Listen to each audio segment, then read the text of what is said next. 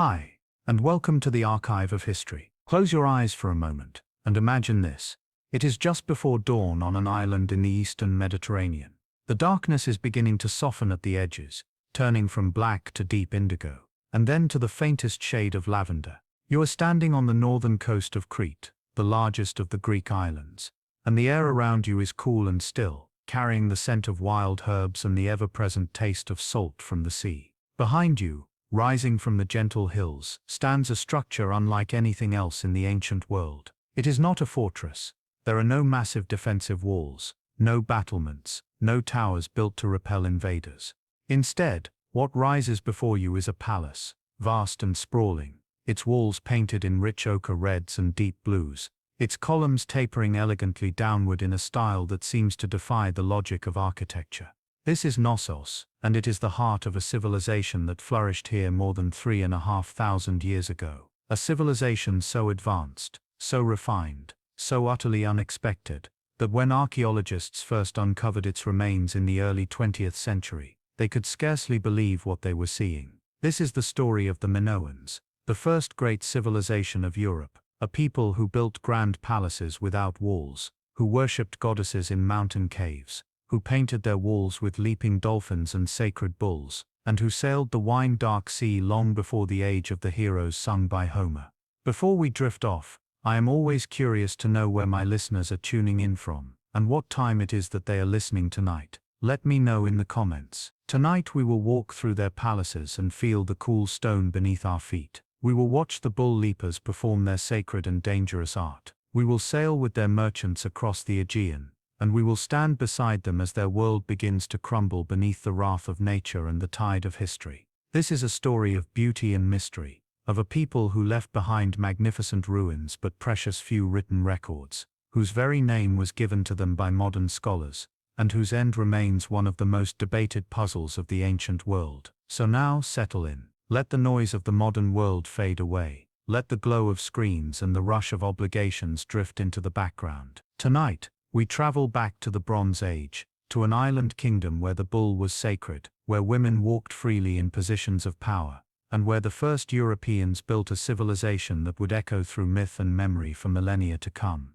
The island of Crete lies in the eastern Mediterranean, a rugged, mountainous landmass stretching over 160 miles from east to west. It is a place of dramatic contrasts. High mountain peaks, some capped with snow even in summer, rise sharply from fertile valleys and coastal plains. Deep gorges cut through the limestone rock, and countless caves pockmark the hillsides, some of which would become sacred sites for the people who made this island their home.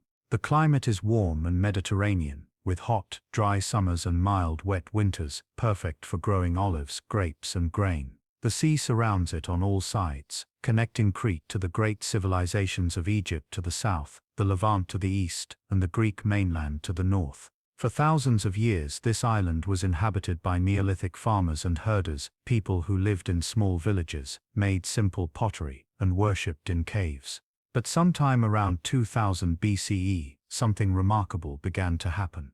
The villages grew larger, the pottery became more sophisticated, and on the ruins of older settlements, great palaces began to rise. When the British archaeologist Sir Arthur Evans arrived in Crete in the year 1900, he was searching for evidence of the origins of Greek writing. What he found instead was something far more extraordinary. He purchased a large plot of land near the modern town of Heraklion, and when his workers began to dig, they uncovered the remains of a massive, complex structure. There were storage rooms filled with enormous clay jars, corridors twisting and turning in seemingly impossible configurations, grand staircases leading to upper floors that had long since collapsed, and everywhere, painted plaster. The walls were covered in frescoes depicting scenes that seemed to come from another world entirely.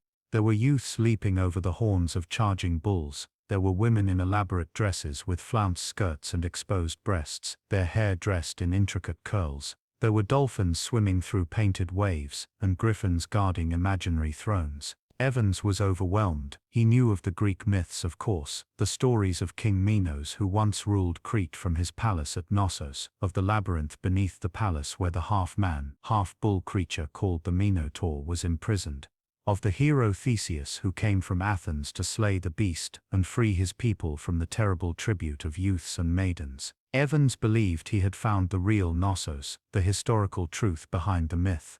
He named the civilization he had uncovered the Minoan, after the legendary king. Over the next 3 decades, Evans excavated and controversially reconstructed large portions of the palace.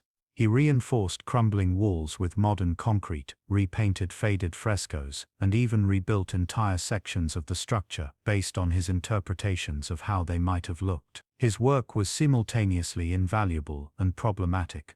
He saved the ruins from total destruction, but he also imposed his own Victorian sensibilities and romantic imagination onto a Bronze Age reality.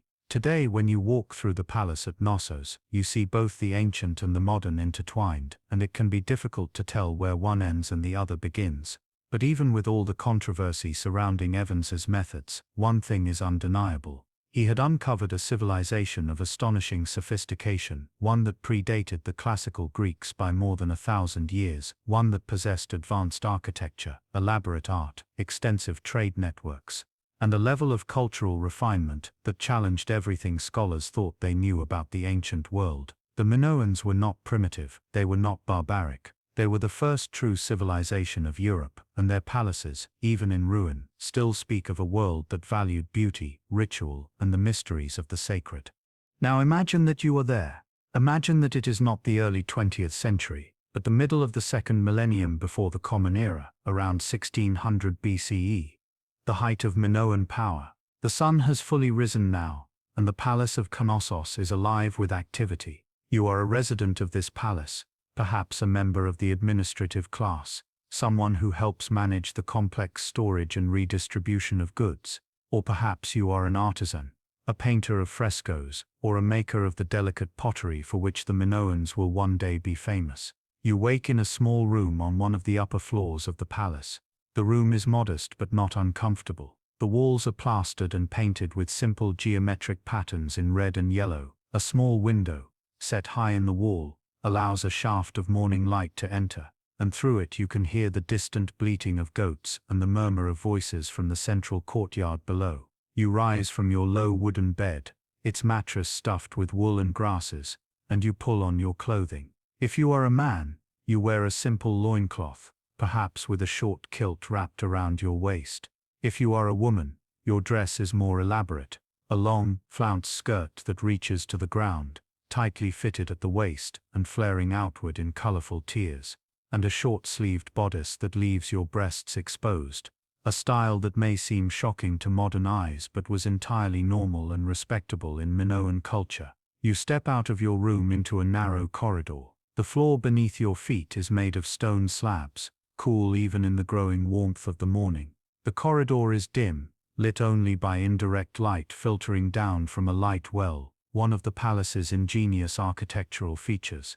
These light wells are open-air shafts that run vertically through the center of the building, allowing sunlight and fresh air to reach the interior rooms while keeping the summer heat at bay. You make your way through the corridors, passing other residents, servants carrying baskets and officials with clay tablets tucked under their arms. The palace is a labyrinth, just as the myths will later claim, but you know its turnings by heart. You descend a grand staircase, its steps worn smooth by countless feet, its walls painted with frescoes of processions and ceremonies. The staircase is wide and well lit, and as you descend, you can see the famous tapered columns, made of wood and painted a deep red, their capitals wider than their bases, supporting the upper floors. These columns are not like the ones you would see in a Greek temple 1,000 years from now. They are organic, almost tree-like in their form, and they give the palace a sense of living growth rather than static grandeur. You emerge into the central courtyard, the heart of the palace. It is a large open space, roughly rectangular, paved with stone and measuring perhaps 50 meters from north to south. On all sides, the palace rises around you, a complex of interconnected rooms and halls, storage chambers and workshops, living quarters and shrines. There is no defensive wall. The palace is open, welcoming, confident in its security. The Minoans do not seem to fear invasion. They do not build fortresses. Their power lies elsewhere, in their ships, in their trade, in their cultural influence, and perhaps in the protection of the sea itself. The morning air is filled with the scent of baking bread. Somewhere in the warren of rooms to the west, the palace kitchens are at work, preparing the day's meals. You can smell olive oil heating, herbs being crushed, and the faint sweetness of honey. You hear the rhythmic thud of a pestle in a mortar, the clatter of clay pots, and the laughter of the kitchen workers. As you cross the courtyard, you pass a group of women carrying large jars on their shoulders, balanced with practiced ease.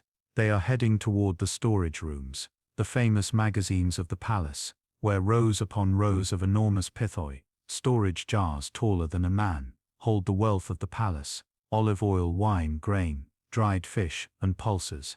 These magazines are the economic heart of the palace, and their contents are carefully recorded by scribes, on clay tablets in a script that will later be called Linear A, a writing system that even in the 21st century remains largely undeciphered, keeping many of the Minoan secrets locked forever in silence.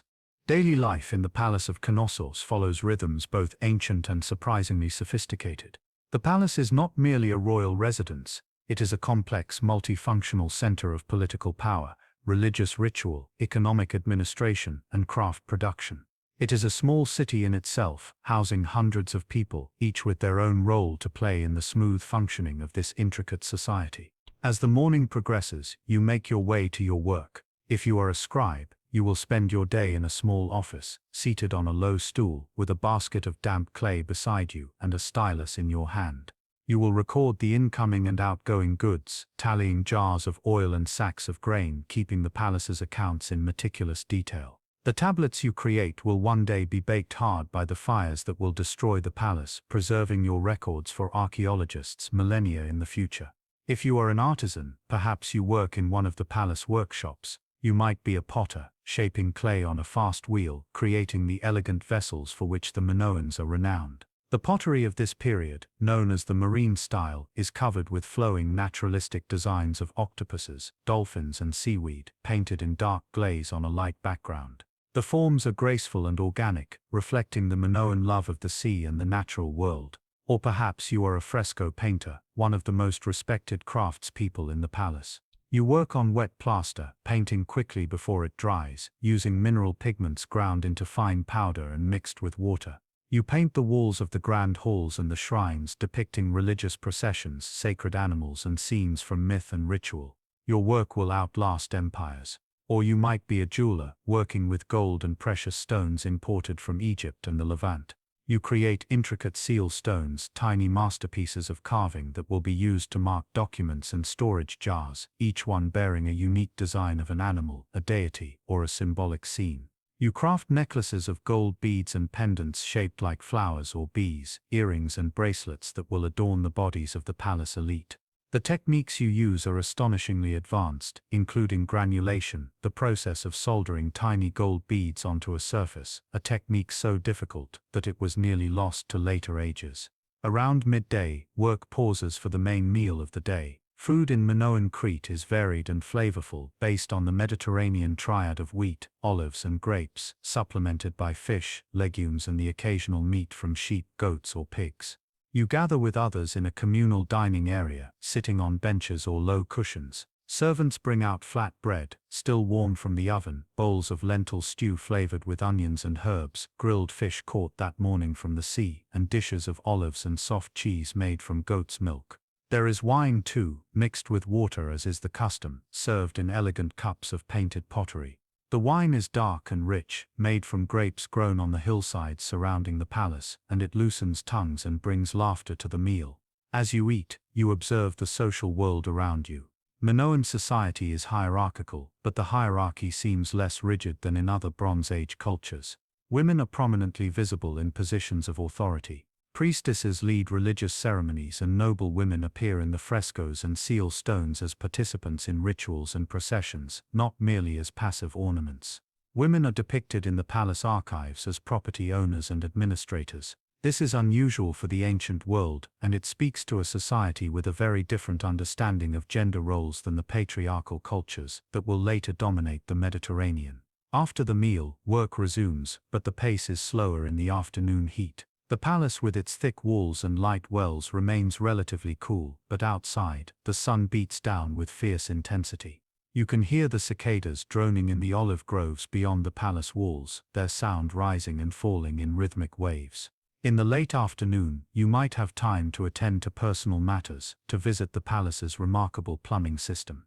Yes, plumbing. The Palace of Knossos has sophisticated drainage and sewage systems, with terracotta pipes carrying water to bathrooms and latrines, and cleverly designed channels carrying waste away. There are even flushing toilets, a technology that will be lost for millennia. The Minoans understood hydraulic engineering in ways that will not be matched again until the Roman period, over 1,000 years in the future.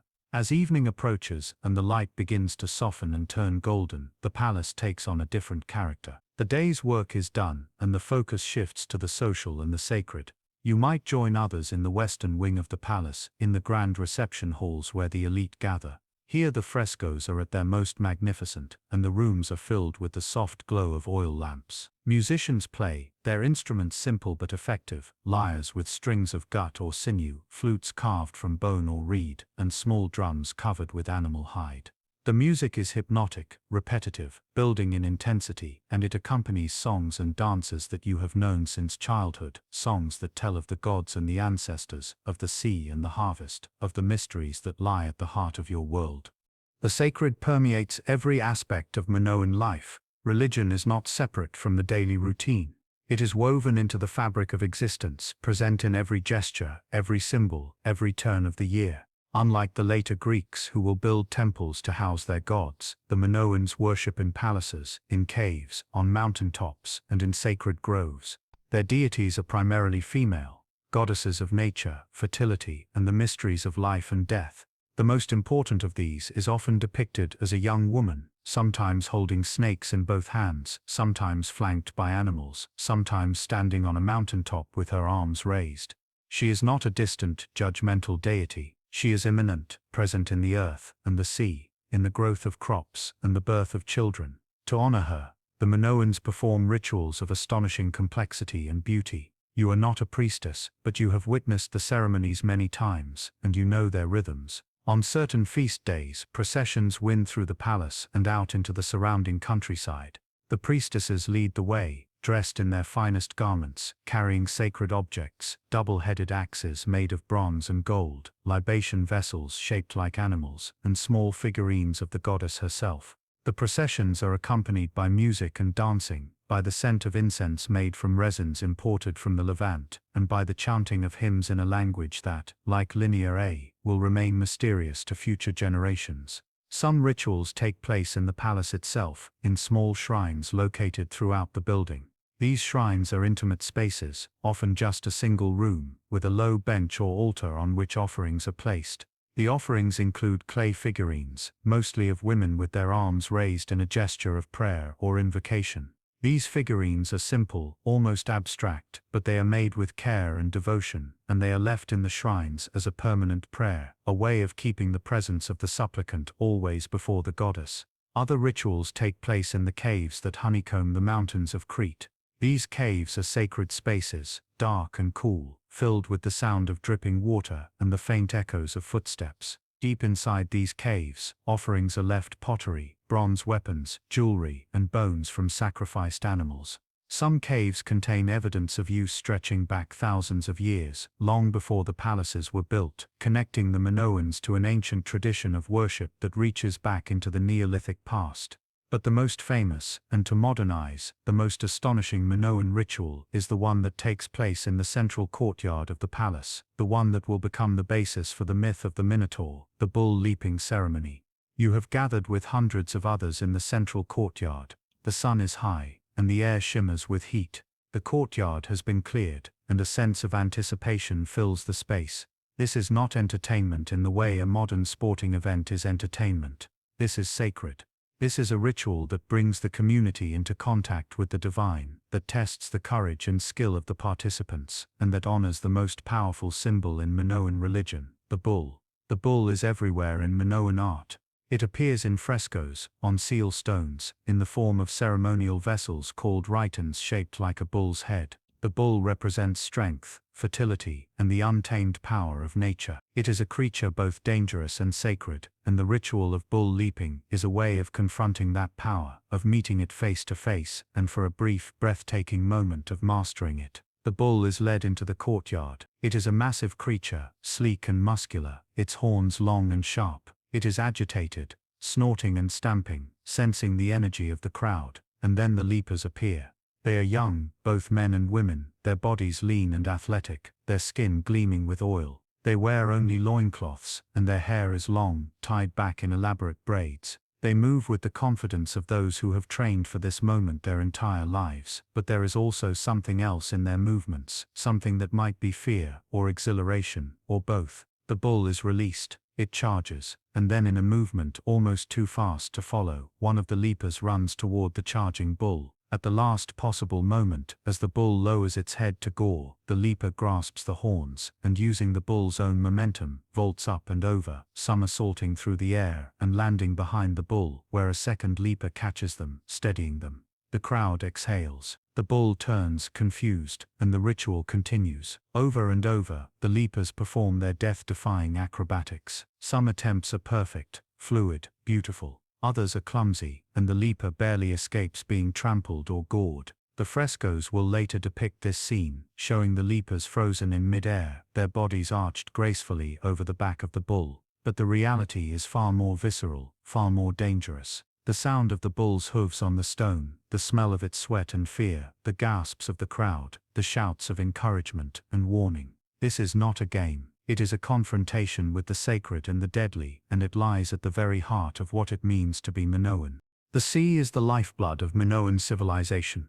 It connects Crete to the wider world, bringing wealth, ideas, and goods from distant shores. The Minoans are not conquerors in the way that the later Greeks or Romans will be. They do not build a military empire, but they are masters of trade, and their ships carry the products of Crete: olive oil, wine, pottery, textiles, to markets across the Mediterranean, returning with luxury goods that cannot be produced on the island: gold and ivory from Egypt, copper from Cyprus, tin from the distant west, lapis lazuli from Afghanistan, and amber from the far northern shores of Europe. You have been chosen to accompany a trading expedition. It is a great honor, and also a considerable risk. The sea is unpredictable, and voyages can take weeks or even months. But the potential for profit is enormous, and you are eager to see the world beyond Crete. You make your way to the port, a sheltered harbor on the northern coast where the Minoan ships are moored. The ships themselves are impressive, sleek vessels built of wood, with a single mast and a large square sail made of woven linen. The hull is long and narrow, designed for speed, and the prow rises high out of the water, often carved and painted to resemble the head of an animal or a divine symbol. There are no warships in the Minoan fleet, or at least none that have been clearly identified. The Minoans do not seem to have a navy in the military sense. Their dominance of the sea is based on their skill as sailors and traders, not on their ability to wage naval warfare. This is unusual for a Bronze Age power, and it speaks to a culture that is confident, perhaps even complacent in its security. The ship is loaded with cargo, large amphorae filled with olive oil, stacked carefully in the hold and secured with rope. Bales of woven textiles, dyed in rich purples and reds using precious murex shells, and crates of fine pottery, each piece wrapped in straw to protect it from breakage. You board the ship, joining the crew of perhaps 15 men, and the captain, an experienced sailor whose face is weathered by sun and salt, gives the order to cast off. The oars dip into the water, and the ship slides away from the dock, out of the harbor, and into the open sea. The voyage to Egypt takes a week, and it is a week of hard work and constant vigilance. The crew rows when the wind fails, and when the wind is favorable, the sail is raised and the ship glides forward, the water hissing along the hull. You sleep on the deck, wrapped in a woolen cloak, under a sky filled with stars that seem impossibly bright and close. The stars are your guides. The Minoans are skilled navigators, able to find their way across the open sea by reading the positions of the stars, the patterns of the waves and the flight of birds. When you finally sight the coast of Egypt, the delta of the Nile appearing as a green line on the horizon, there is a sense of relief and excitement. You sail into the great port of Avaris, a bustling city filled with ships from across the known world. Here you see Egyptian merchants in their long linen kilts, Levantine traders with their distinctive beards and richly embroidered robes, and even Nubians from the south, their skin dark and their jewelry of gold and ostrich feathers. The Minoans are well known here, and your cargo is in demand. Negotiations are conducted through interpreters, in a mixture of languages and hand gestures, and after much back and forth, a deal is struck. The olive oil and pottery are unloaded, and in their place, the ship is loaded with Egyptian goods, bolts of fine linen, ingots of gold and small alabaster jars filled with precious oils and perfumes. There are also more exotic items, a small carved statue of the goddess Hathor, made of faience and glowing with an unearthly blue-green color, a set of ivory game pieces for the board game of Senate, and even a live monkey, a blue monkey from the south, which will become a prized pet in the palace at Knossos, and will eventually be immortalized in a fresco. The voyage home is slower, the ship heavy with cargo, but the mood is jubilant. The trade has been successful, and everyone aboard will share in the profit. As you sail north back toward Crete, you reflect on what you have seen. The world is larger and more diverse than you had imagined, and Crete, for all its beauty and sophistication, is just one small part of it. But it is a part that is connected, that participates in a great web of exchange and communication, and that leaves its mark on every culture it touches. The Minoan style, the flowing naturalistic art, the elegant pottery, the distinctive architecture, will be found in fragments on the coasts of Egypt, in the Levant, on Cyprus and the Aegean Islands. The Minoans are cultural ambassadors, spreading their aesthetic and their values wherever their ships sail. The Minoans are not only skilled sailors and traders, they are also artists of extraordinary talent and sensitivity. Their art is unlike anything else in the ancient world. While the Egyptians create art that is formal, hierarchical, and focused on the afterlife, and while the Mesopotamians produce art that is often martial and propagandistic, Minoan art is joyful, naturalistic, and deeply engaged with the beauty of the living world. You spend your days now in the palace workshops, learning the craft of fresco painting.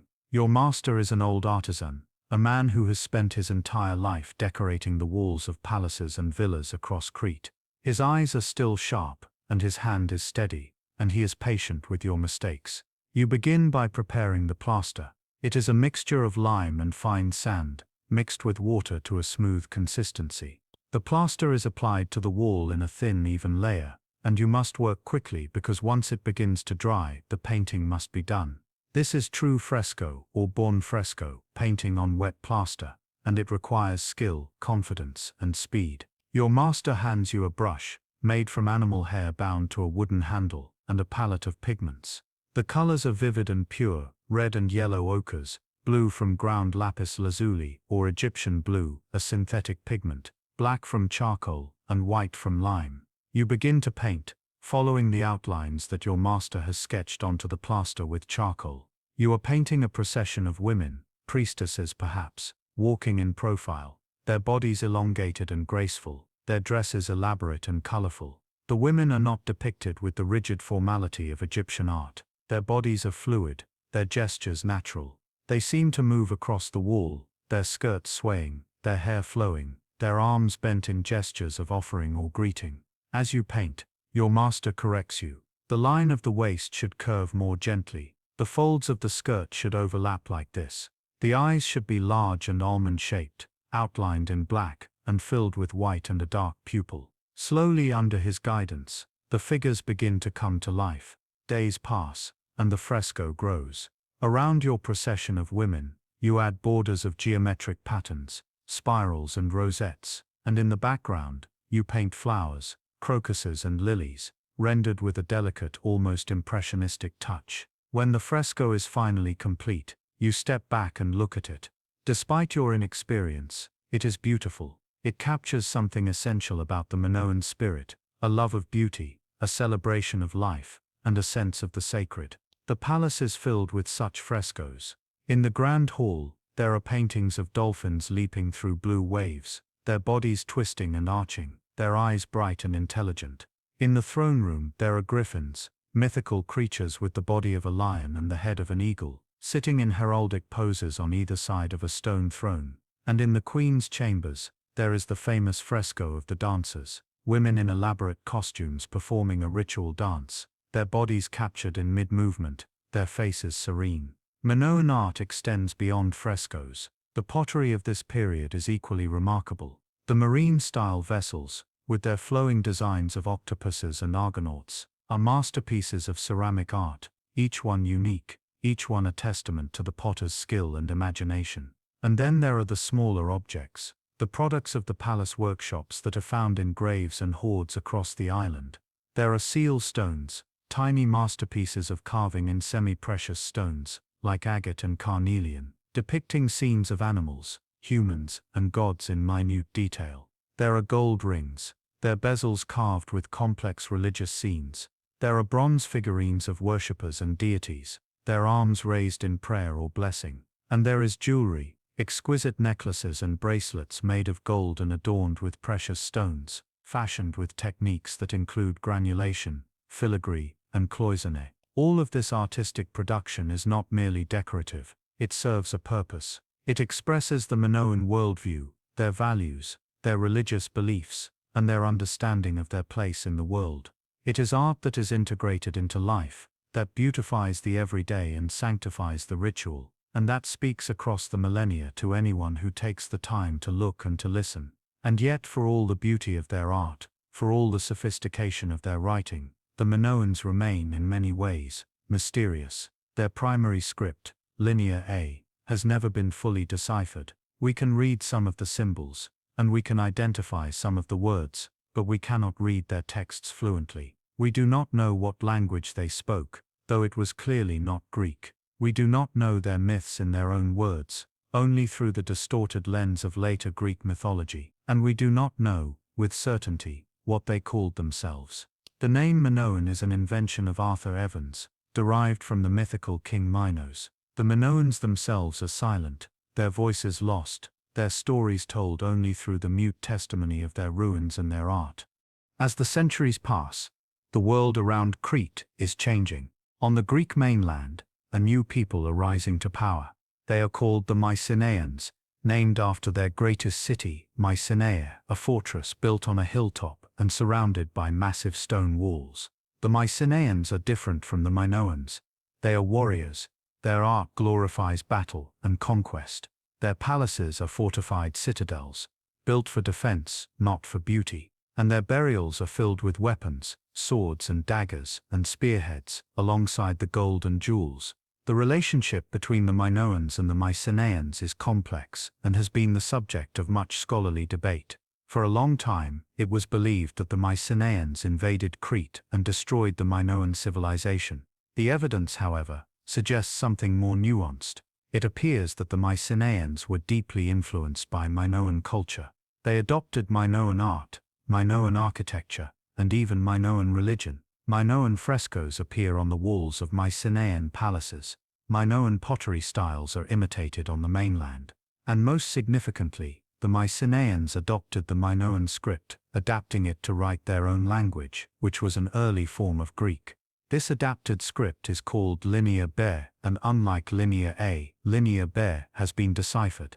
The decipherment, achieved by the architect and amateur linguist Michael Ventris in the 1950s, was one of the great intellectual breakthroughs of the 20th century. Linear B tablets, found both on Crete and on the mainland, reveal a world of bureaucratic administration, of inventories and tax records, of lists of offerings to the gods.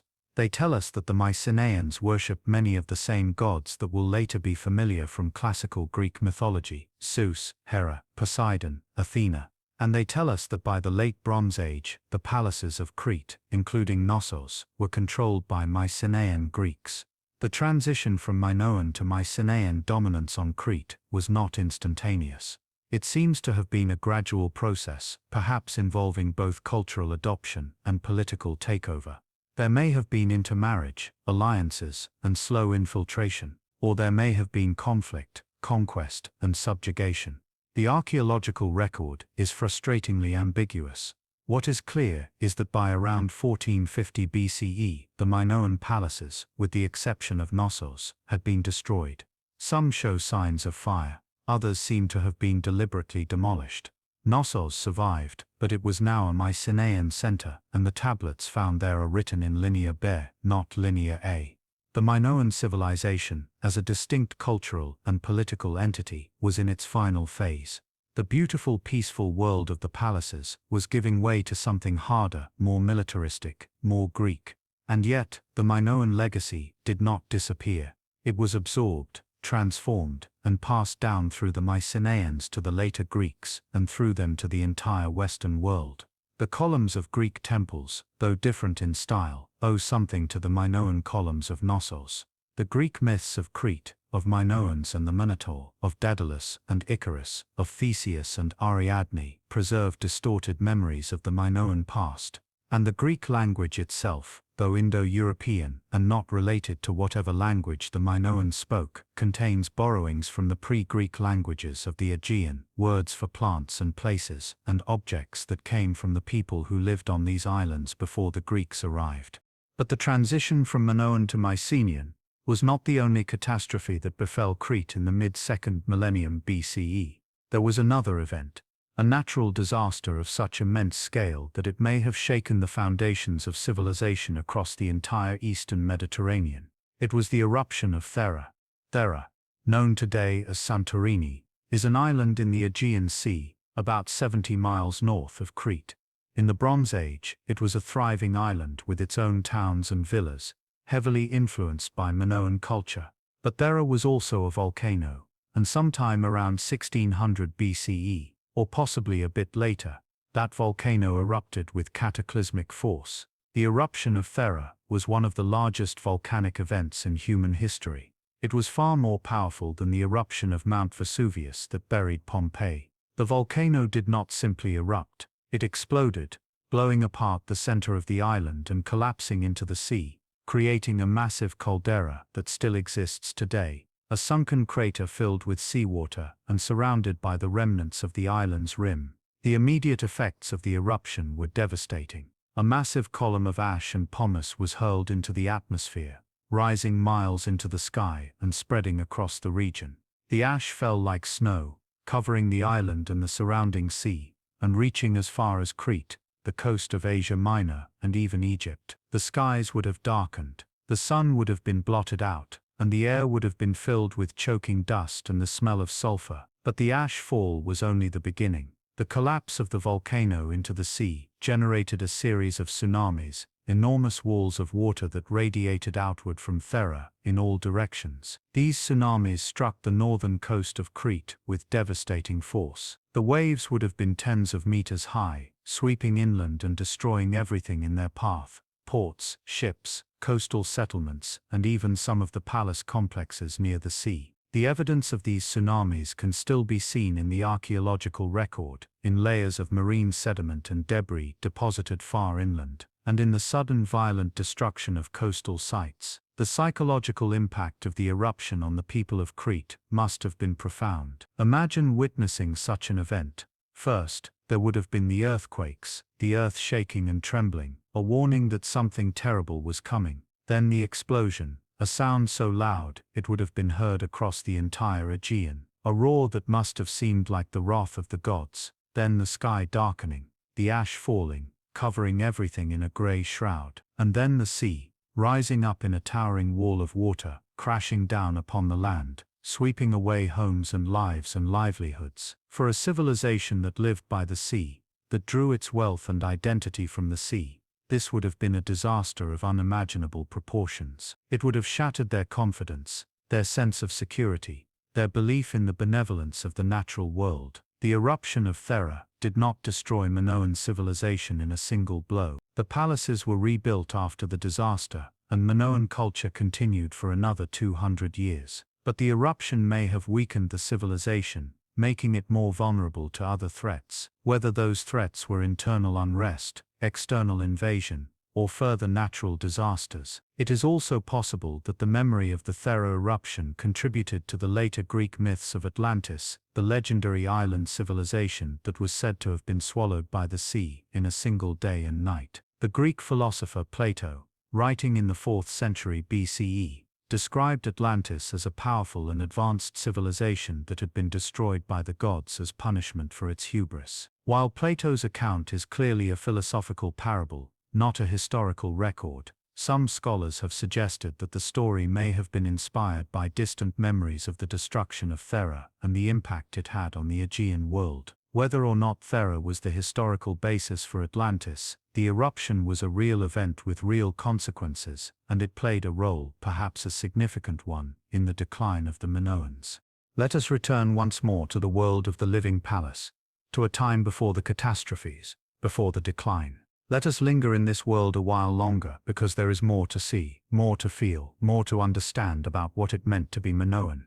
The seasons turn in their ancient rhythm. It is spring now, and the island of Crete is transformed. The winter rains have brought forth a carpet of wildflowers across the hillsides, poppies and anemones, crocuses and asphodels, painting the landscape in brilliant reds and purples and whites. The air is warm but not yet hot, and it carries the scent of blossoms and new growth. This is a time of renewal, of planting, of hope for the harvest to come, and it is also a time of pilgrimage. You are preparing to join a sacred procession that will journey from the palace at Knossos to one of the mountain sanctuaries, a peak sanctuary, where the goddess is worshipped in her aspect as mistress of the mountains and the wild places. The pilgrimage will take several days, and you have been chosen to be part of it, an honor that fills you with both pride and a certain amount of trepidation. The sacred is not something to be approached lightly. The preparation for the pilgrimage begins days in advance. There are purification rituals, baths in water scented with herbs, and periods of fasting. You are given special clothing to wear, a simple white tunic that marks you as a participant in the sacred journey. The priestesses who will lead the procession are also preparing, their rituals more elaborate and more secret. They spend long hours in the small shrines within the palace, making offerings, chanting prayers, and entering into states of trance and communion with the divine. On the morning of departure, the entire palace seems to be awake before dawn. The central courtyard is filled with people, hundreds of them, some who will make the journey, and others who have come simply to see the procession leave. There is a sense of excitement and solemnity, a mixture of festival and ritual that characterizes so much of Minoan religious life. The priestesses emerge from the palace, and a hush falls over the crowd. They are magnificent. Their dresses are elaborate, layered and flounced, and they are wearing the tall headdresses that mark their sacred office. Some carry sacred objects, the double axes of bronze and gold, the libation vessels in the shape of bulls' heads or lionesses. Others carry offerings that will be left at the sanctuary, clay figurines and bronze weapons and precious jewelry. The procession forms, the priestesses lead, followed by musicians with their drums and flutes, and then the pilgrims, of which you are one. You take your place in the line, and as the sun breaks over the horizon, the procession begins to move. You walk out of the palace complex, through the surrounding settlement, and onto the road that leads south, toward the mountains. The journey is long. The road climbs steadily, leaving behind the cultivated fields and olive groves of the lowlands, and entering the wilder country of the hills. The path is rocky and steep in places, and the sun climbs higher in the sky, bringing warmth and then heat. But the pilgrims do not hurry. There is a rhythm to the journey, a slow, steady pace that allows for contemplation and for the gradual shedding of the ordinary world. As you walk, the musicians play, and the pilgrims sing. The songs are ancient, passed down through generations, their words half forgotten, but their melodies still powerful. The songs speak of the goddess, of her power over the earth and the sea, of her care for her people, and of the mysteries that she reveals to those who seek her. You do not understand all the words, some of them are in an older form of the language, archaic and strange, but you feel their meaning in your bones. You stop at midday to rest and to eat. The pilgrims sit in the shade of a stand of cypress trees, and food is distributed from the baskets that have been carried on the backs of donkeys. There is bread and cheese, dried figs and olives, and water from a spring that bubbles up from the rocks nearby. The water is cold and clear, and it is said to be sacred, a gift from the goddess herself. After the meal, the procession continues. The landscape becomes more dramatic. The mountains loom closer, their peaks sharp against the blue sky. The path narrows and becomes more difficult, winding through gorges and over ridges. You can feel the altitude now, the air is thinner, and your breath comes harder, but there is also a sense of approaching something important, something that exists beyond the everyday world. By late afternoon, you reach the sanctuary. It is not a building, not a temple in the way that later cultures will build temples. It is simply a place, a flattened area on the peak of a mountain, surrounded by a low stone wall. The view from here is breathtaking. You can see for miles in every direction, the mountains rolling away to the south, the sea shimmering to the north, and far below, the patchwork of fields and settlements that make up the civilized world. The sanctuary is already occupied. There are other pilgrims here, people from other villages and other palaces, all drawn by the same sacred pull. There are stone altars, blackened by fire, and there are offerings everywhere, piled on the altars, and placed in cracks in the rocks, figurines of clay and bronze, jewelry, and small votive objects. As the sun begins to set, the ceremonies begin. Fires are lit on the altars, and the priestesses make offerings, pouring libations of wine and oil onto the flames, which flare up and send fragrant smoke rising into the sky. Animals are sacrificed, goats and sheep, their blood spilled on the stones as an offering to the goddess. The sacrifice is not cruel, it is sacred. The animals are treated with respect, and their death is quick. Their meat will be roasted and shared among the pilgrims, a communal meal that is part of the ritual. The singing and dancing continue into the night. The music becomes more intense, more repetitive, the drums pounding in a steady hypnotic rhythm. The priestesses dance, their movements fluid and ecstatic, their eyes half closed, their bodies moving as if guided by an unseen force. Some of the pilgrims join them, entering into their own states of trance, spinning and swaying, their voices rising in wordless cries. You watch, and you feel something shift inside you. The boundaries between yourself and the world around you begin to dissolve. You feel connected to the earth beneath your feet, to the mountains rising around you, to the sky above, and to the other pilgrims, all of you bound together by this shared experience of the sacred. This is what it means to worship as a Minoan. It is not about belief in the way that later religions will emphasize belief. It is about experience, about feeling the presence of the divine in the natural world, about participating in rituals that connect you to your community and to the cycles of life and death, planting and harvest, light and darkness. The ceremonies continue through the night. You sleep little, lying on the ground wrapped in your cloak, drifting in and out of consciousness, the sound of the drums and the singing always present in the background. When dawn comes, the pilgrims begin the journey back down the mountain. You are exhausted, but also exhilarated. You have been part of something larger than yourself, something ancient and powerful, and you carry that experience with you as you descend back into the ordinary world. The rhythm of life in Minoan Crete is intimately tied to the sea, but it is also tied to the land, to the cycle of the agricultural year. After the spring pilgrimage, the work of planting is in full swing. The fields around the palace are being prepared, the soil turned and the seeds sown. Wheat and barley are the staples, the grains that will be harvested in summer and stored in the great magazines of the palace. But there are also other crops, lentils and chickpeas, figs and grapes, and of course olives. The olive tree is sacred in Crete, and with good reason. It provides oil for cooking, for lighting lamps, for anointing the body, and for trade. Olive oil is one of the most valuable commodities produced on the island, and it is a major source of the palace's wealth. The olive harvest will not come until late autumn, but even now, in spring, the trees are being tended, pruned and watered, prepared for the season ahead. You spend some of your days working in the fields, not because you are a farmer by trade, but because everyone in the palace community is expected to contribute to the agricultural work at key times of the year. It is back-breaking labor, bending and lifting, planting and weeding, under the hot sun. But there is also a satisfaction in it, a sense of connection to the land and to the cycle of growth that sustains all life. As summer arrives, the work shifts to the harvest. The grain is cut with bronze sickles, the stalks tied into sheaves and carried to the threshing floors where they will be beaten to separate the grain from the chaff. The work is communal, with dozens of people laboring together, and it is accompanied by songs and laughter, by the sharing of food and drink. The harvest is a time of celebration, because it represents the success of the year's labor, the promise of food for the winter ahead. The harvested grain is carried to the palace, and stored in the enormous pithoi in the magazines. These storage jars are marvels of ceramic engineering, some of them taller than a man, and capable of holding hundreds of liters of grain or oil. They are decorated with incised or painted designs, spirals and ropes and abstract patterns, and they are carefully sealed to protect their contents from moisture and pests. The palace scribes keep meticulous records of everything that comes in and everything that goes out. The tablets they create, written in linear A, are inventories and accounts, tallying jars of oil and sacks of grain, recording the contributions of individual villages, and the disbursements to the palace workers and artisans. This system of redistribution is central to the functioning of the palace economy.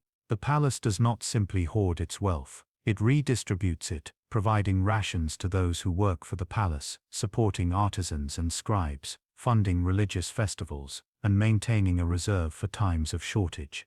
In this way, the palace acts as a kind of economic engine, collecting the surplus from the surrounding territory and channeling it into the support of the centralized administration and the production of the art and luxury goods that are the hallmarks of Minoan civilization.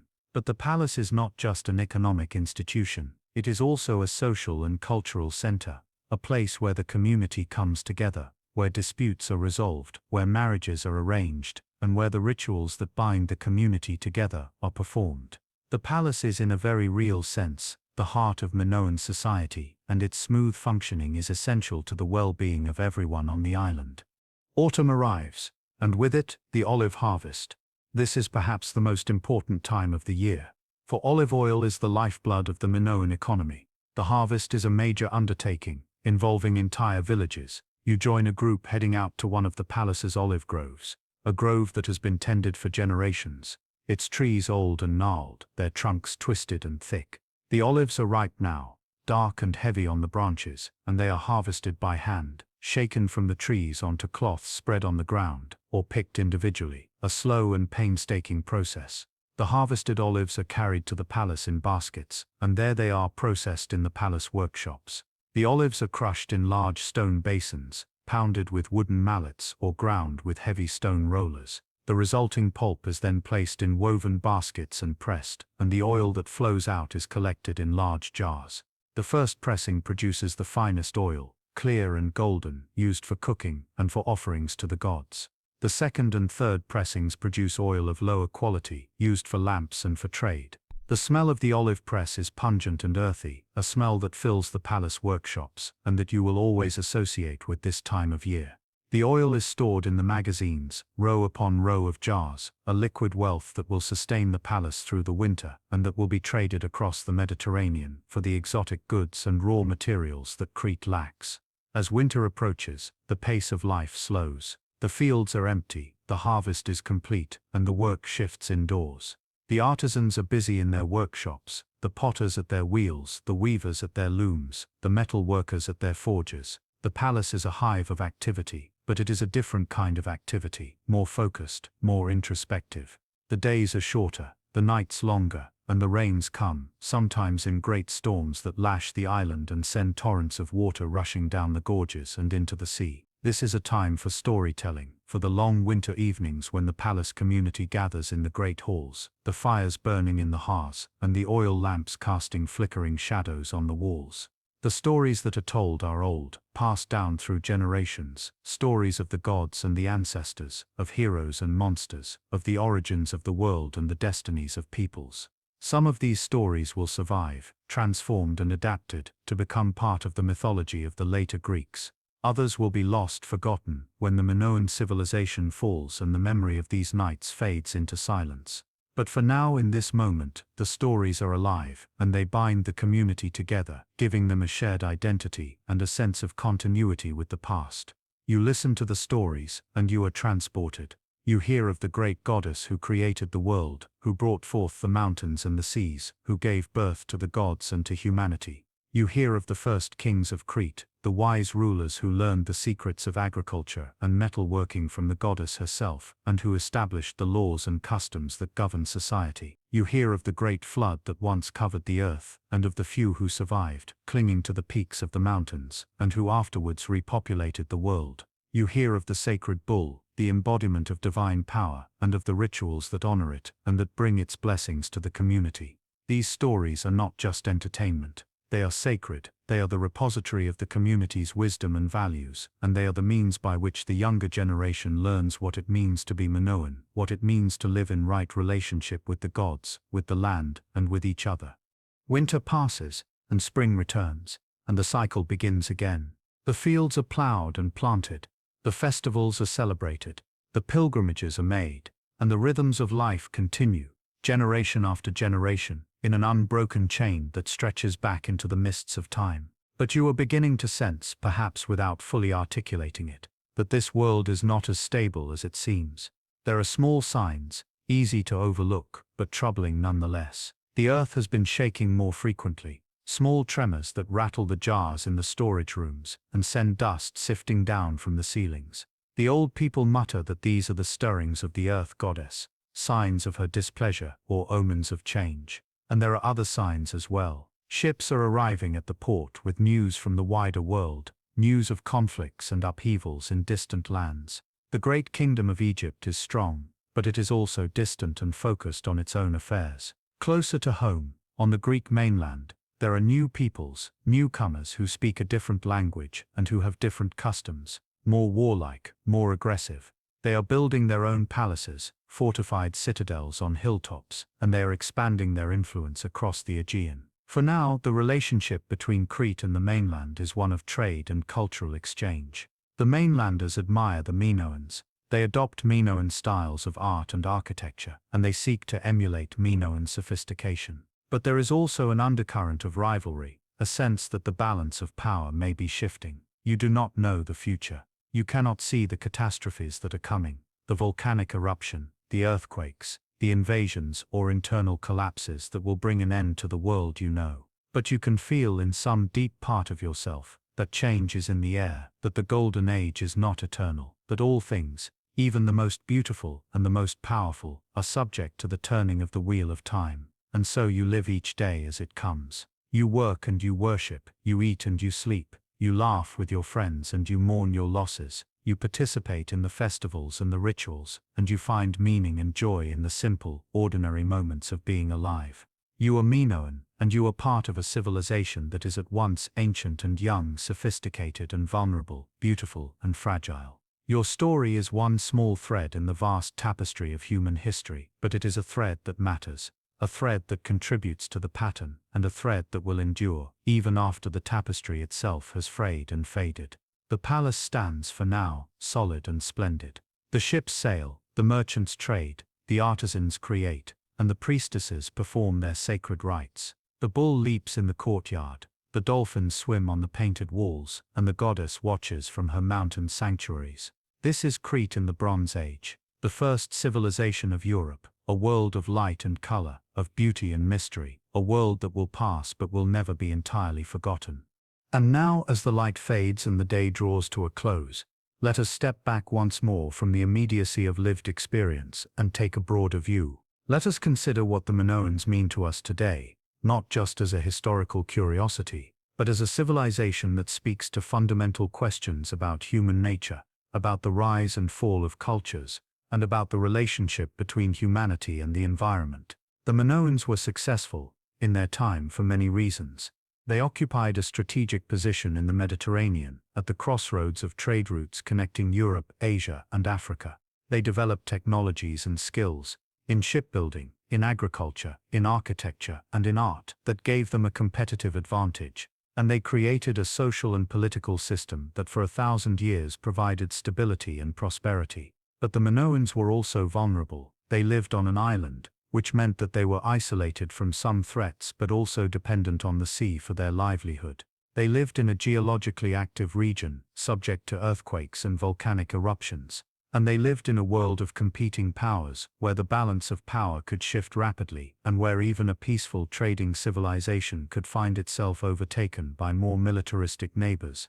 The story of the Minoans is, in some ways, a parable about the limits of civilization. No matter how advanced, no matter how beautiful, no matter how well organized, a civilization is still subject to forces beyond its control. Nature can strike without warning, in the form of earthquakes, eruptions, or climate change. Neighboring peoples can rise to power and challenge the existing order, and internal dynamics, social tensions, economic crises, or political instability can weaken a civilization from within.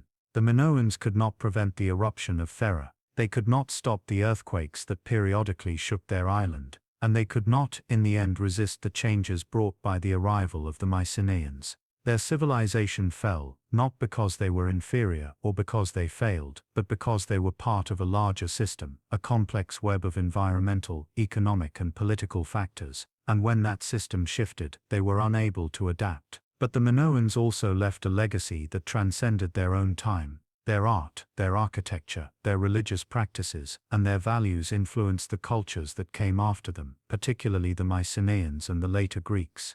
The Greek myths of Crete, though distorted and overlaid with later meanings, preserve memories of the Minoan past, and the rediscovery of Minoan civilization in the 20th century has enriched our understanding of the ancient world and has challenged our assumptions about the origins of European culture.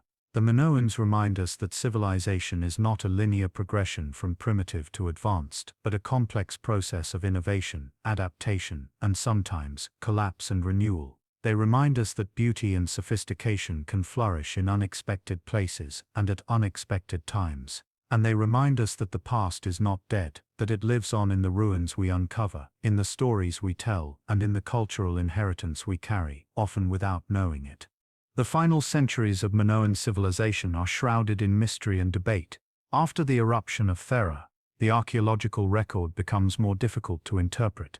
Some palaces show signs of violent destruction around 1450 BCE. Others seem to have been abandoned more gradually. At Knossos, the palace continued to function, but the tablets found there are now written in Linear B, the script of the Mycenaean Greeks, suggesting that the palace was under Mycenaean control. What happened? There are several theories, and no single explanation has won universal acceptance among scholars. One theory is that the Mycenaeans invaded Crete, conquering the island and taking control of the palaces. The Mycenaeans were certainly capable of such an action. They were warriors, they had powerful fleets, and they were expanding their influence across the Aegean. The destruction layers at some Minoan sites could be evidence of military conquest. Another theory is that the Minoan civilization collapsed from within, perhaps due to internal strife, political fragmentation, or economic crisis. The eruption of Thera, combined with other earthquakes and environmental problems, may have weakened the central authority, leading to conflict between different palace centers or between the palace elites and the broader population. A third theory, and one that is gaining favor among some archaeologists, is that the transition was more gradual and complex, involving both cultural adoption and political change. Perhaps the Mycenaeans did not invade so much as they infiltrated, arriving as traders, mercenaries or allies, and gradually taking over positions of power. Perhaps there were intermarriages between Mycenaean and Minoan elites, creating a hybrid culture that was neither purely Minoan nor purely Mycenaean. Whatever the precise mechanism, the result is clear. By the end of the 15th century BCE, the distinctly Minoan culture had faded. The palaces, even where they continued to function, were now part of the Mycenaean world. The art became less naturalistic and more schematic. The religious practices shifted toward the worship of the Olympian gods of the Greeks, and the language of administration changed from the undeciphered Linear A to the deciphered Linear B. The final destruction of Knossos itself came around 1370 BCE. The palace was burned, whether by accident, by internal revolt, or by external attack, we do not know. After this fire, the palace was never fully reoccupied.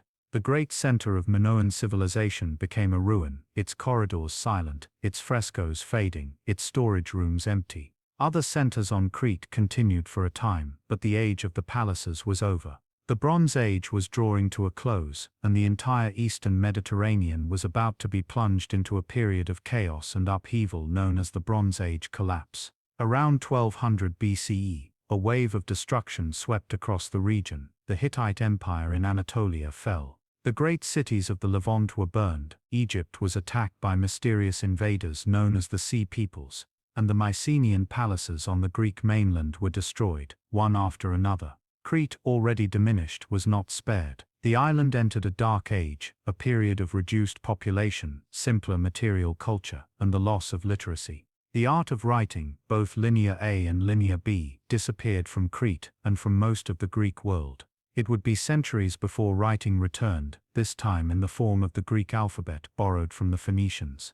The Minoans were gone, their palaces lay in ruins, slowly covered by soil and vegetation, their art was buried and forgotten, their stories were lost, and yet they were not entirely erased. Memories of Crete's past greatness lingered in the oral traditions of the Greeks, transformed and distorted over the centuries, eventually becoming the myths that would be recorded by Homer, Hesiod, and the later poets and playwrights. The myth of King Minos, the wise and just lawgiver, may preserve a memory of the centralized authority and administrative sophistication of the Minoan palaces. The myth of the labyrinth, the vast and confusing structure beneath the palace, may be a memory of the palace of Knossos itself, with its hundreds of rooms and winding corridors. The myth of the Minotaur, the bull-headed monster that devoured youths and maidens sent as tribute from Athens, may be a distorted memory of the bull-leaping rituals, dangerous ceremonies that sometimes resulted in death. The myth of Daedalus, the master craftsman who built the labyrinth and fashioned wings of feathers and wax, may preserve a memory of the extraordinary skill of Minoan artisans and architects. And the myth of Icarus, who flew too close to the sun and fell to his death, may be a parable about the dangers of hubris, a warning that even the most advanced civilizations are vulnerable to catastrophe. These myths, though far removed from historical reality, kept the name of Crete alive in the Greek imagination. When the classical Greeks looked back at their past, they saw Crete as a place of ancient wisdom and mystery, a land ruled by a great king who conversed with Zeus himself, a place where civilization was born before it spread to the mainland. And so, in a way, the Minoans never truly disappeared. They lived on in myth, in legend, and in the cultural memory of the people who came after them. For more than 3,000 years, the ruins of the Minoan palaces lay hidden and forgotten. Travelers to Crete in the Roman period, in the Byzantine era, in the Middle Ages, might have stumbled upon fragments of ancient walls or broken pottery, but they had no idea of the civilization that had created them.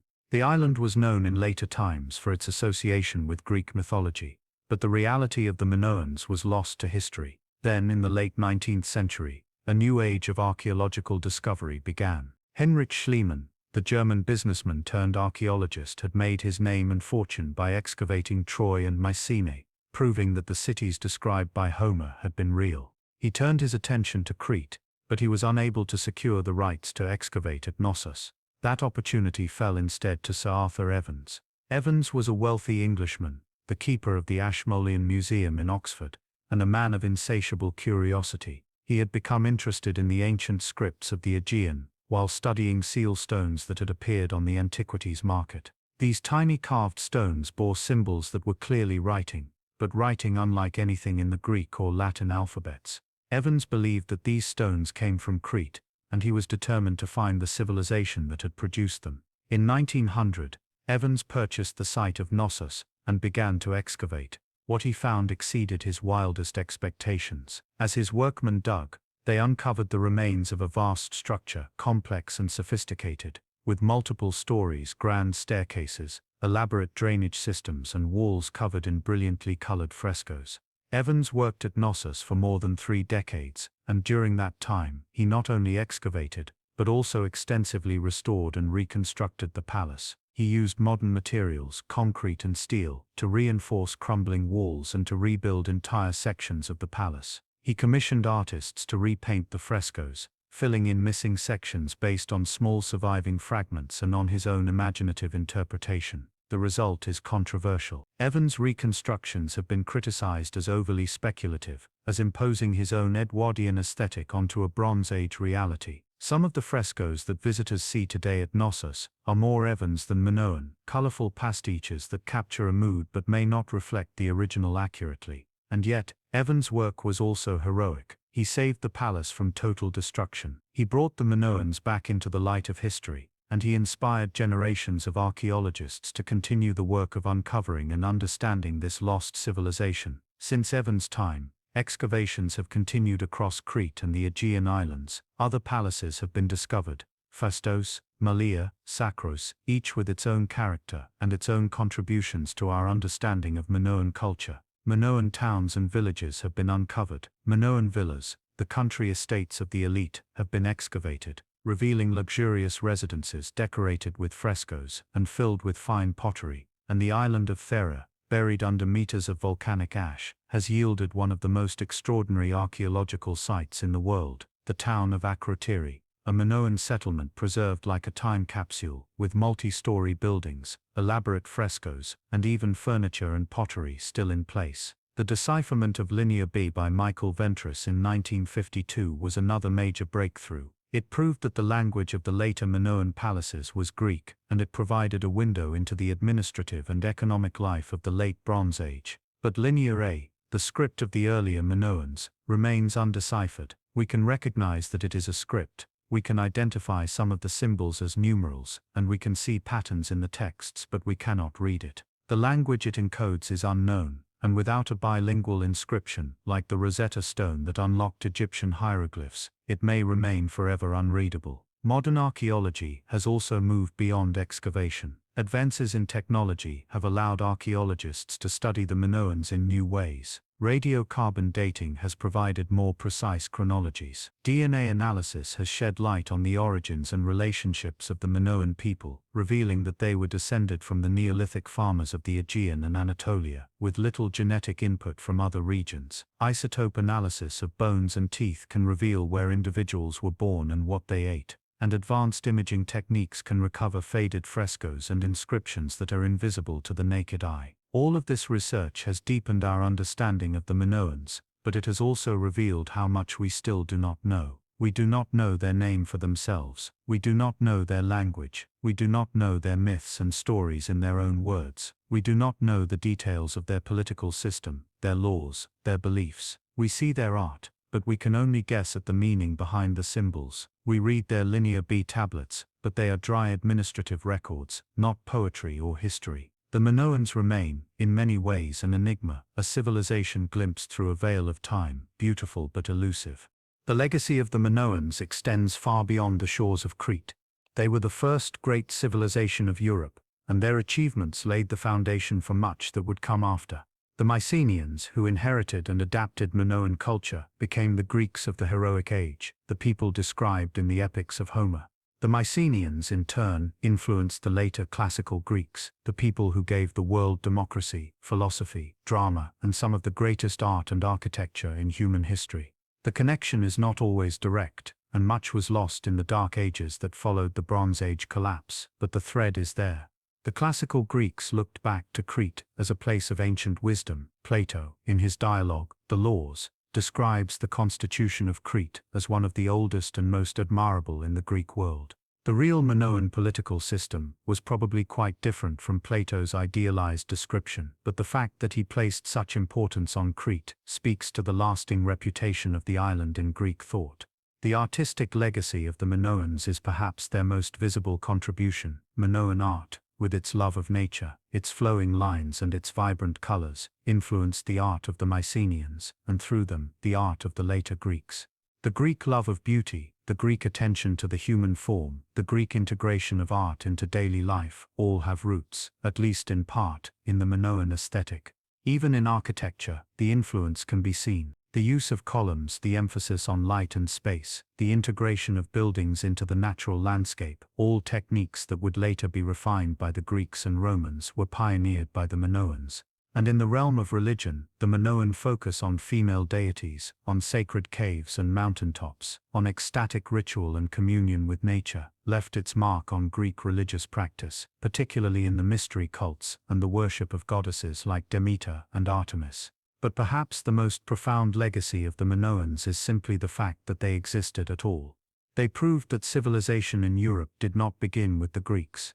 They showed that sophistication, art, trade, and complex social organization were present in the Aegean 1,000 years before the Parthenon was built.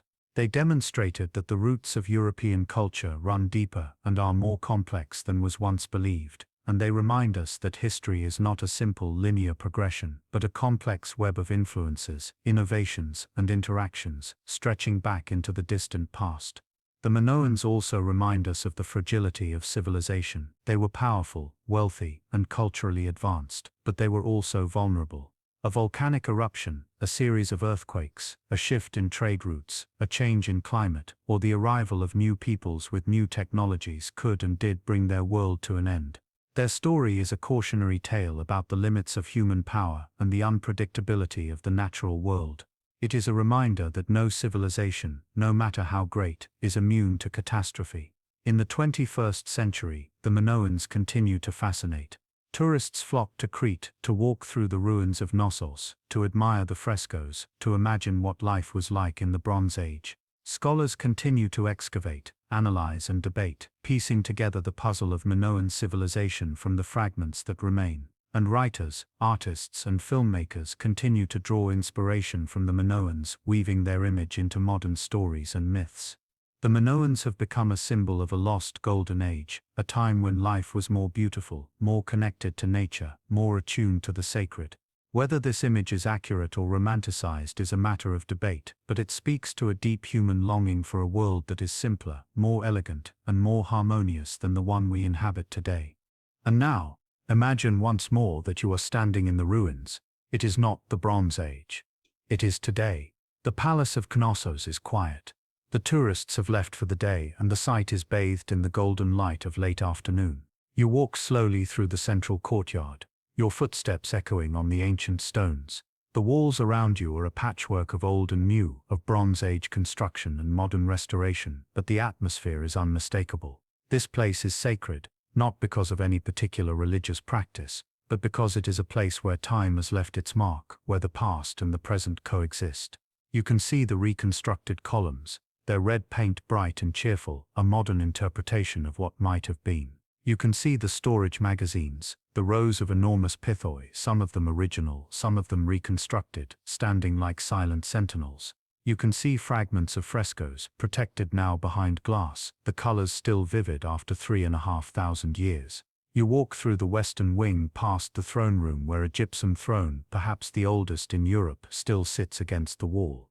You imagine the figure who once sat there, the ruler of this palace, perhaps a king, perhaps a queen, perhaps a high priest or priestess. You wonder what they saw, what they thought, what they hoped for their people and their world. You climb the grand staircase to the upper floors, now open to the sky, and you look out over the surrounding landscape. To the north you can see the modern city of Heraklion, sprawling and busy. To the south, the mountains rise, their peaks still capped with snow, and all around, the land is green with olive groves and vineyards, the same crops that the Minoans cultivated 4,000 years ago. The continuity is striking. The land endures, even as the people and their cultures rise and fall. As the sun begins to set, you make your way to the edge of the site, to a place where you can sit and watch the light change. The sky turns orange, then pink, then purple. The shadows lengthen. The air cools, and you think about the Minoans, about their achievements and their mysteries, about their art and their rituals, about their rise and their fall. You think about the fact that for 1,000 years this place was the center of their world, a place of power and beauty, a place where the sacred and the mundane intertwined, where life was lived with intensity and purpose.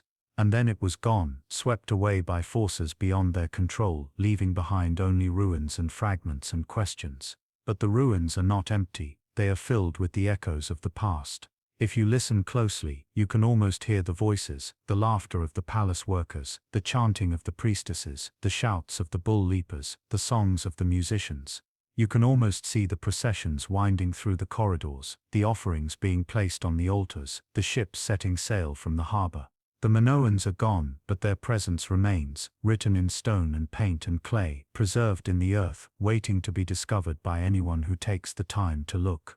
You stand and begin to walk back toward the entrance. The site is closing, and the modern world is calling you back. But you carry with you a sense of connection, a feeling that you have touched, however briefly, a world that existed long before your own, a world that was different in many ways but also, in its hopes and fears, its joys and sorrows, fundamentally the same. The Minoans were human, just as you are human. They built, they created, they loved, they worshipped, they suffered, and they died. And in doing so they left a legacy that endures, a reminder that civilization is both fragile and resilient, that beauty can be created even in the most unlikely places, and that the past, though distant, is never truly lost. Our journey through the world of the Minoans is drawing to a close. We have walked through their palaces and sailed on their ships. We have watched their rituals and admired their art. We have witnessed their rise to greatness and their slow decline. We have seen how a civilization born on a rocky island in the Mediterranean, with no natural advantages other than its position at the crossroads of the ancient world, rose to become the first great culture of Europe.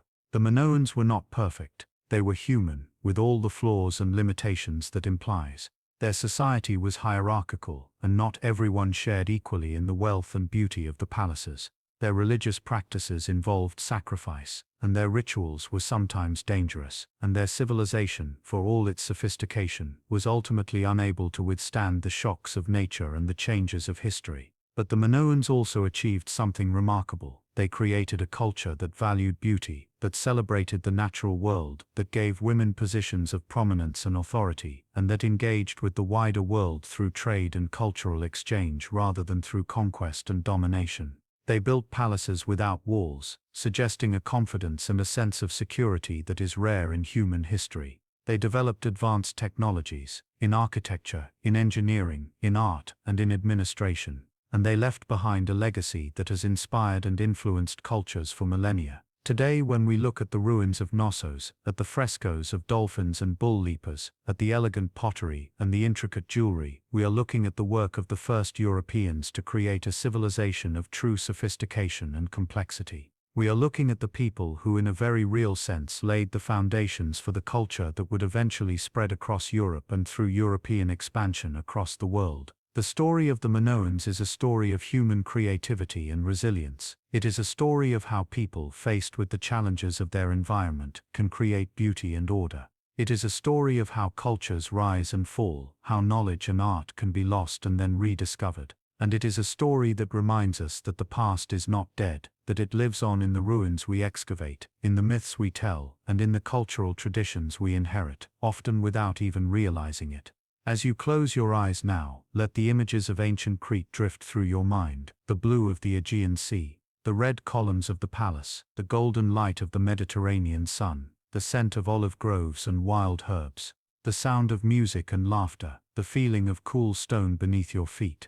Let these images carry you gently into sleep, into dreams of distant ages and forgotten worlds. The Minoans are gone, but their spirit endures, in the ruins they left behind, in the myths that preserve their memory, and in the legacy they bequeathed to all who came after. They were the first Europeans, the builders of palaces, the sailors of the wine-dark sea, and their story, though ancient, still has the power to move us, to inspire us, and to remind us of what humanity is capable of achieving. And so, our story of the Minoans comes to an end. Thank you for joining me tonight on this journey into the past. Thank you for walking with me through the palace of Knossos, for sailing with me across the Aegean, for standing with me in the ruins and listening for the echoes of a civilization that flourished and faded so long ago. I hope you have found beauty in their story, and perhaps a sense of peace in the contemplation of deep time and the enduring power of human creativity. Until our next journey together, I wish you rest, I wish you dreams of ancient lands and timeless seas.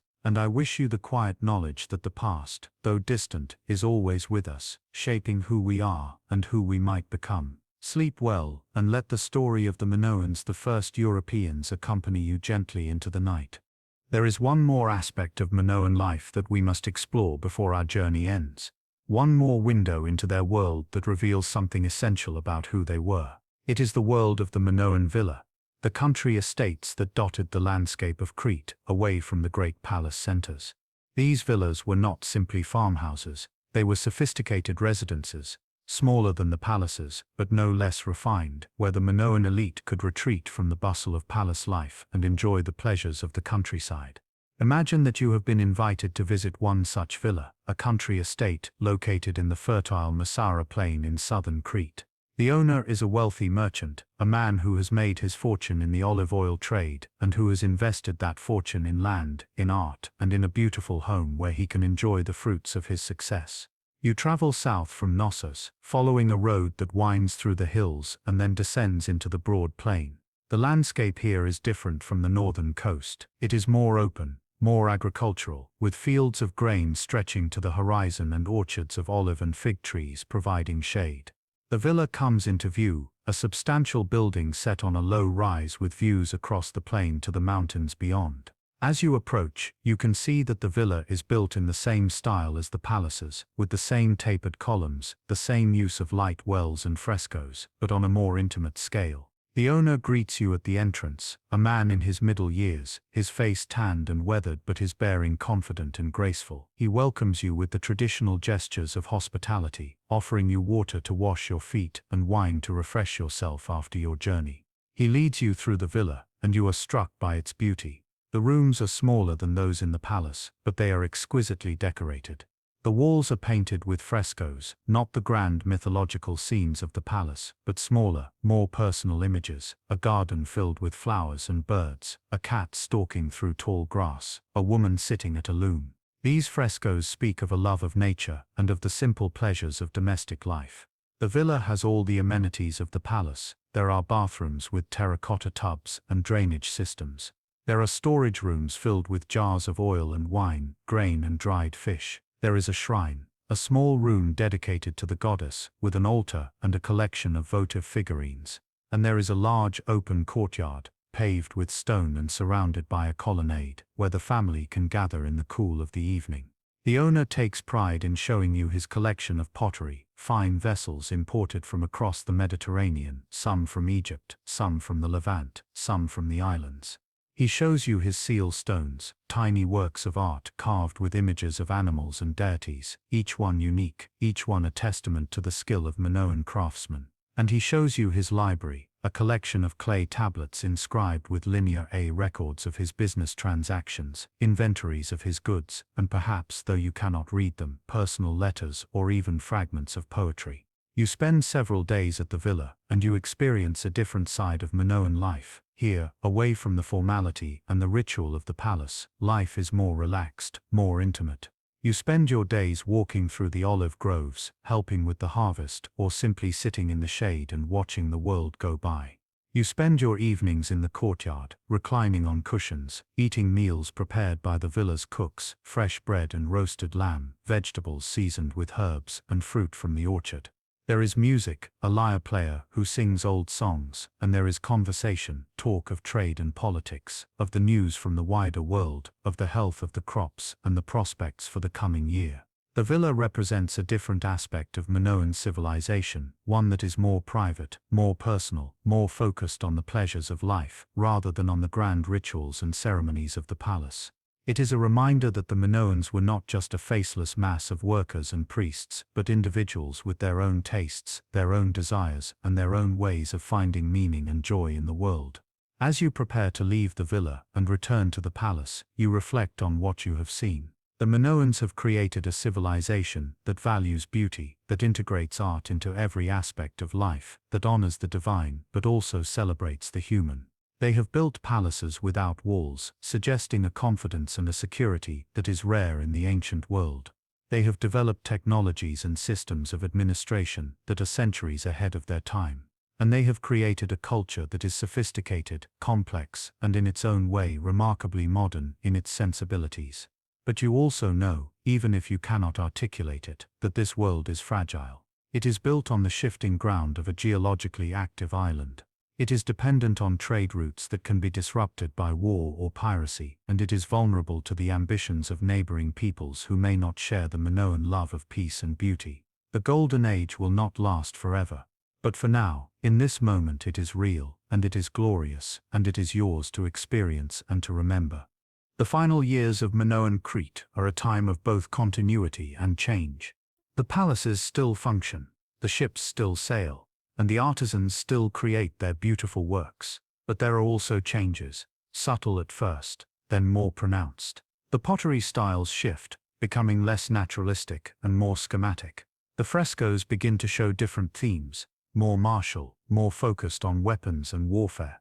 And the language of the administrative tablets changes from linear A to linear B, from the undeciphered Minoan script to the deciphered script of the Mycenaean Greeks. You are old now, and you have seen these changes with your own eyes. You remember the days of your youth, when the palace was purely Minoan, when the rituals were conducted in the old ways, and when the stories told in the great halls were the stories of the Minoan past. Now there are new faces in the palace, newcomers from the mainland with different customs and different gods. They speak a different language, Though many of them have learned the Minoan tongue, they wear different clothing, more practical, less elaborate. And they bring with them a different worldview, one that is more focused on hierarchy, on military power, and on the glorification of the warrior. The old ways have not disappeared entirely. The goddess is still worshipped, though now she shares her sanctuaries with the gods of the Mycenaeans, with Zeus and Poseidon, and Athena. The bull-leaping ceremonies still take place, though they are rarer now, and the crowds that gather to watch are smaller.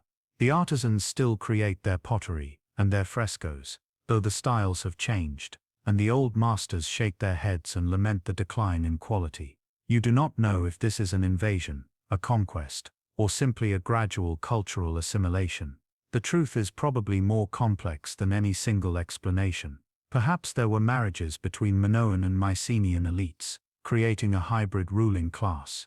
Perhaps there were economic pressures that forced the Minoans to accept Mycenaean overlordship. Perhaps there were military defeats, battles fought and lost, though the archaeological record is frustratingly silent on this point. What is clear is that the Minoan world is fading, and a new world, the world of the Mycenaeans, is taking its place.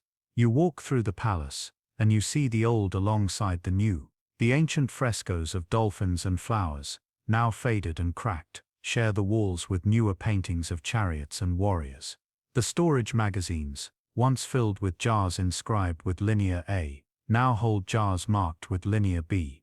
The throne room, where once a Minoan ruler sat, is now occupied by a Mycenaean lord, a man who wears a sword at his side, and who speaks of battles and conquests. You feel a sense of loss, but also a sense of resignation. This is the way of the world. Civilizations rise and fall, cultures change and adapt. The old gives way to the new, and what was once vital and alive becomes memory and myth. You are not bitter, you have lived a good life, and you have been part of something great.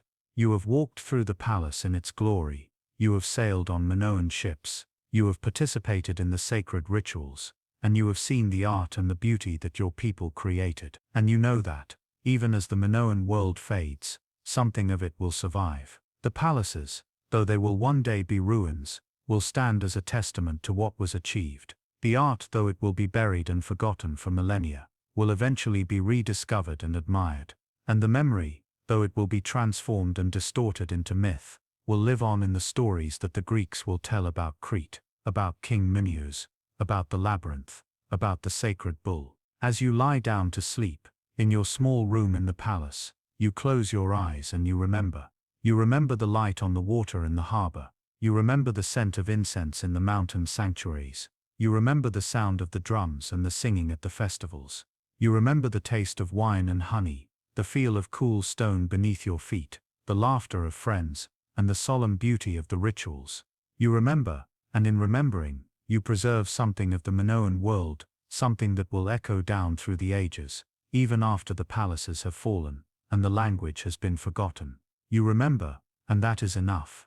And now, as we stand in the present day, in the ruins of Knossos or in the museums where Minoan artifacts are displayed, we are the inheritors of that memory. We are the ones who have rediscovered the Minoans, who have excavated their palaces and studied their art, who have deciphered their scripts and pondered their mysteries. We are the ones who keep their story alive, who tell it to new generations, and who find in it something that speaks to us across the vast gulf of time.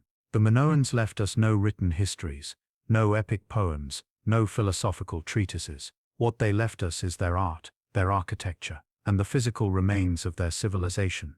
And from these fragments we have reconstructed, as best we can, the story of who they were and what they achieved. We have learned that they were the first great civilization of Europe, a people who built palaces without walls, who worshipped goddesses in mountain caves, who sailed the seas and traded with the great powers of the Bronze Age. We have learned that they valued beauty and ritual, that they gave women positions of prominence and authority, and that they created art that is still, after more than 3,000 years, capable of moving us with its grace and vitality. We have also learned that they were human, with all the strengths and weaknesses that implies.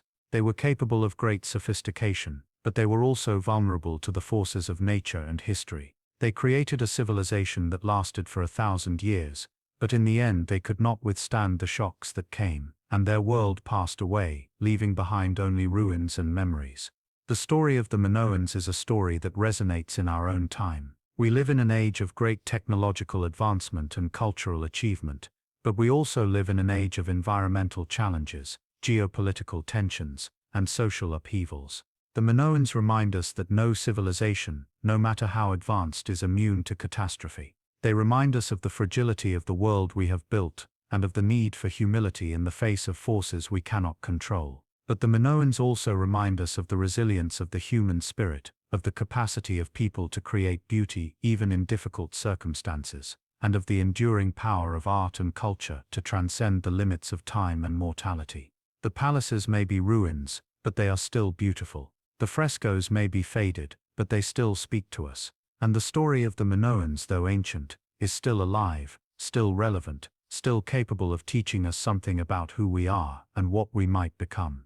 As you close your eyes now, let the story of the Minoans settle into your mind like a gentle mist. Let the images drift past: the red columns of the palace, the blue sea, the leaping dolphins, the sacred bull, the priestesses in their elaborate dresses, the olive groves and the mountain sanctuaries, the ships sailing toward distant horizons. Let these images blend with your own dreams, creating a space where past and present merge, where the ancient and the modern speak to each other across the centuries. The Minoans are gone, but they are also still here, in the ruins we visit, in the museums we explore, in the stories we tell, and in the inspiration we draw from their achievements. They were the first Europeans to create a civilization of true sophistication and complexity, and their legacy, though often invisible, is woven into the fabric of Western culture. Sleep now, and dream of ancient Crete, of palaces by the sea, of goddesses in mountain caves, of ships with painted sails, of artisans creating beauty with their hands, and of a people who, for a brief and shining moment in the long arc of human history, built a world of light and color, of ritual and art, a world that has passed but that we remember still. Thank you for joining me on this journey through the world of the Minoans. Thank you for walking with me through their palaces, for sailing with me on their ships, for participating in their rituals, and for standing with me in their ruins. I hope that their story has brought you a sense of wonder, a feeling of connection to the deep past, and perhaps a moment of peace in the contemplation of the enduring beauty that human beings are capable of creating. Until we meet again, I wish you rest, I wish you dreams of ancient times and distant places, and I wish you the quiet knowledge that the past is always with us, shaping our present and guiding our future. Sleep well, and let the story of the Minoans, the first Europeans, the builders of palaces without walls, the sailors of the wine-dark sea, accompany you gently into the night. And so, our story ends, not with a dramatic climax, but with a gentle fading, like the light at the end of a long day. The Minoans have had their moment in the sun, and now they rest, in the earth of Crete, in the museums of the world, and in the collective memory of humanity.